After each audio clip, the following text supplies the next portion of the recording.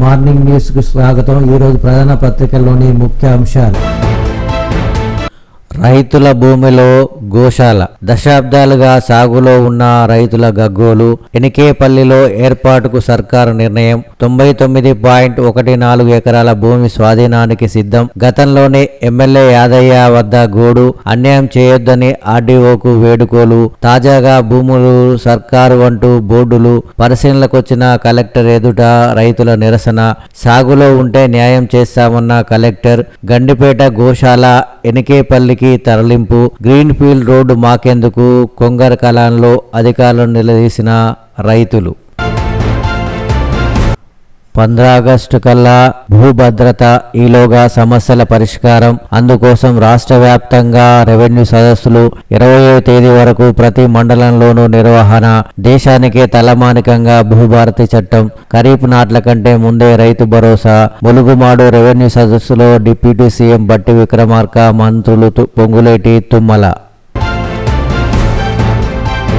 తెలంగాణ నేతన్నకు భరోసా పథకం మార్గదర్శకాలు విడుదల చేసిన ప్రభుత్వం. బడ్జెట్లో 48 కోట్లు కేటాయించిన ప్రభుత్వం. సంవత్సరానికి 2 విడతలుగా నేత అనుబంధ కార్మికులకు అందనున్న వేతన ప్రోత్సాహకం. 40,000 మందికి చేనేత అనుబంధ కార్మికులకు లబ్ధి. తెలంగాణ చేనేత వస్త్రాలకు ప్రత్యేక లేబుల్. మంత్రి తుమ్మల నాగేశ్వరరావు.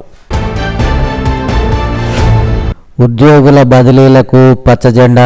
రేపు కేబినెట్ భేటీలో కీలక నిర్ణయం. డిఏలపైన తుది నిర్ణయం. 5 అంశాల అజెండా. బనకచెర్లపై కేంద్రానికి మళ్లీ ఫిర్యాదు చేసే అంశంపై చర్చ. కాళేశ్వరంపై NDSA నివేదికకు ఆమోద ముద్ర. నిర్మాణ సంస్థలపై చర్యకు సిఫారసు చేసే అవకాశం. వానాకాలం పంటలు, రాజీవ్ యువ వికాసం, కొత్త రేషన్ కార్డు సహా కీలక అంశాలపై సమాలోచన. జీఎస్టీ స్కామ్లో బిగిస్తున్న ఉచ్చు. A5 సోమేష్కు మళ్లీ తాకీదులు. తుది దశలో CID విచారణ. సాఫ్ట్వేర్ తయారీలో అవకతవకలు. ఇన్పుట్ ట్యాక్స్ క్రెడిట్ పేరుతో ఎగనామం. మొత్తం ₹1,400 కోట్ల IGST కుంభకోణం. 29 మంది నిందితులు. త్వరలో సర్కారుకు సమగ్ర నివేదిక. రేపటి తెలంగాణ భవిష్యత్తు విద్యార్థులదే. చదువే అన్ని సమస్యలకు పరిష్కారం. మన పిల్లలు దేశ అంతర్జాతీయ స్థాయికి ఎదగాలి.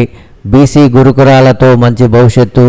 విద్యార్థులకు మంచి చదువు, నైపుణ్యం అందించాలి. చెడు ప్రభావం పడకుండా 10వ తరగతి, ఇంటర్మీడియట్లో భవిష్యత్తులో గోల్స్ నిర్ణయించుకోవాలి. మారుతున్న కాలానికి అనుగుణంగా తిండి లేకున్నా మంచి చదువు అందించాలి. రవాణా, బీసీ సంక్షేమ శాఖ మంత్రి పొన్నం ప్రభాకర్.